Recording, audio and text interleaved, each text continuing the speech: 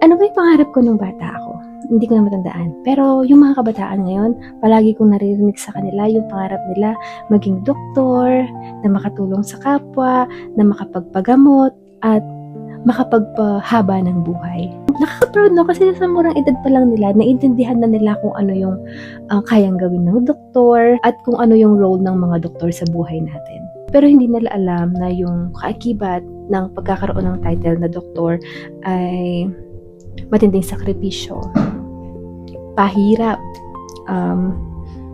araw-araw na puyat, at mahabang panahon na pag-aaral. Nasa likod na puting coat na suot nila ay isang taong pagod, puyat, at pressured.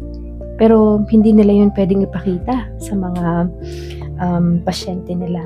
Kailangan nilang ngumiti at ipakita na okay lang sila para mas lalo silang pagkatiwalaan ng mga pasyente nila.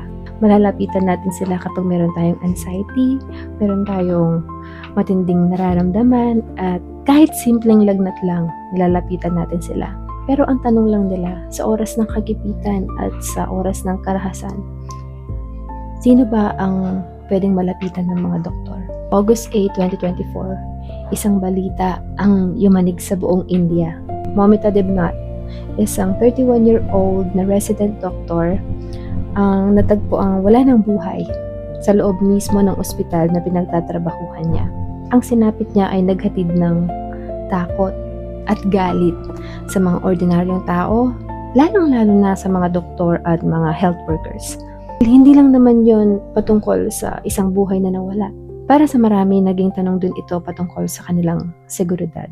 Paano nga naman sila makakatulong, makakapaggamot kung ang sarili nilang seguridad ay walang kasiguraduhan? Paano kung matulog lang sila para magpahinga, para kumuha ng lakas, pero yun na pala yung huling beses na makikita nila yung mga katrabaho nila, lalong-lalo na yung pamilya nila.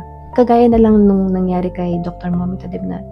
Nagpahinga lang siya para kumuha ng lakas, pero hindi na siya gumising.